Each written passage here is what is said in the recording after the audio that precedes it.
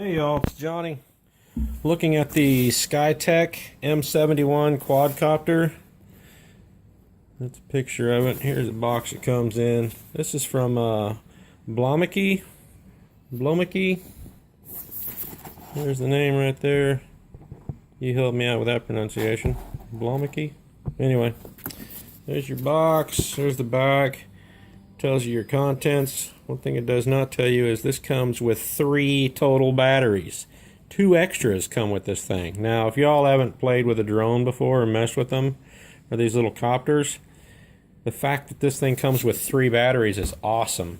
Because usually they just come with 1, and when they come with 1 and you burn it up or you run it dead, you got to sit there and charge it, and they take a while to charge. And I don't know about you, but my kids don't have the patience to sit there for one to charge up. So 3 batteries, you have 2 to mess with while one's charging. So really with 3 batteries, I don't know if there's going to be any waiting time at all, if not much at all, when you burn through those first 2 batteries. Get into the third. After 3, that first one's going to be close to being charged by that time. These fly 7 to 10 minutes, just depends on how aggressive you are with it and how much you get out there. Now, I'm going to have a video on here showing us flying it outside. Even my son flying this, 9 years old, flying this outside. This is sold as an indoor copter, but there's no breeze outside, and it's a little more open space for him to learn. I'm training him on this little one, which is great as a trainer, because if you can run one of these things, you can jump up to a big one pretty easily, because they actually handle a little more steady than the little ones. These are squirrely, but if you can get used to these, no problems. Here's a look at your quad, which there's 2 props in here, 2 props out here, so that's why it's a quad. But it's a solid little thing. Screw comes in here with a battery compartment. This pops open. I've just left the screw out of it just because it snapped shut and I haven't had any issues. But I've kept the screw in case it does become an issue. Has little landing feet that'll spin around if they're a little bit loose, but check your screws, make sure everything's tightened up, just for the sake of, see that one spun around, just for the sake of not losing anything. Switch right back here by my thumb. There's the on off. You're going to see this on video. See all the lights lighting up. It's pretty neat whenever it starts getting dark outside. And the green, it helps you out because you'll know the green's in front. But hard plastic, you can run into things, you can run into trees, twigs, whatever, and it's hard to hurt these. If you do bend a prop on these, you also get extra props. Ain't that a nice one? You can bend them, get 4 extra props in there, which you're going to have a heck of a time bending these, so I would say you have 4 extra props to replace these with. Here's your little USB charger that the battery pack will plug into. It's only going to plug in one way. If you look at the gap, you'll be able to tell how it goes in there.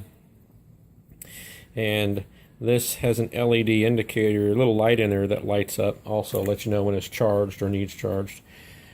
Oh, screwdriver. Here's 2 of your batteries. The other battery's mounted inside. But like I said, if you've never flown these before, believe me, 3 batteries with this is just awesome. This is the same, it says Scout on there. This is the same exact thing that the SYMA, S-Y-M-A brand sells. X51 is the same thing, just color difference, but it's the same quadcopter.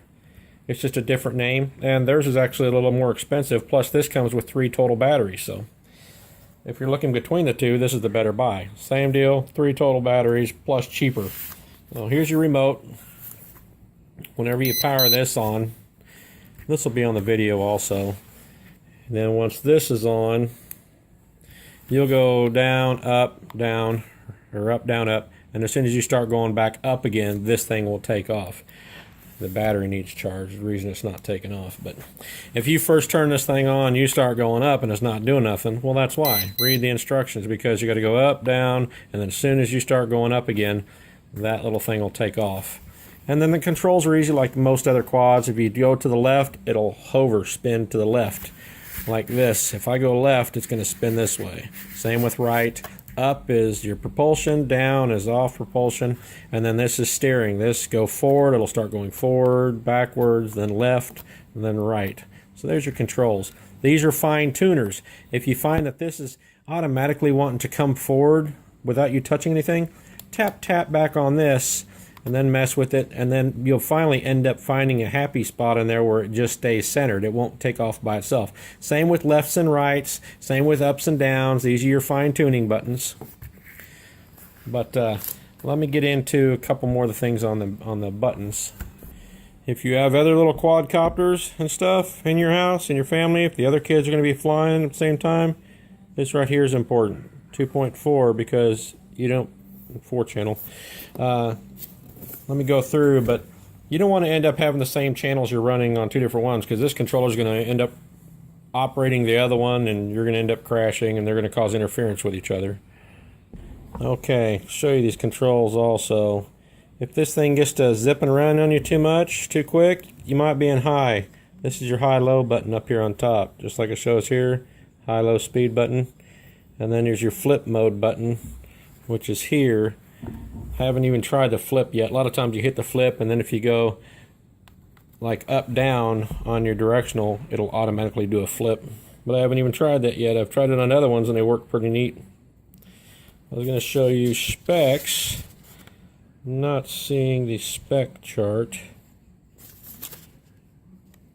Well, down here on the bottom is really just your battery life. It says around 5.5 minutes. I thought it went a little longer than that. Charge time, an hour. So there you go. That's why 3 are very important.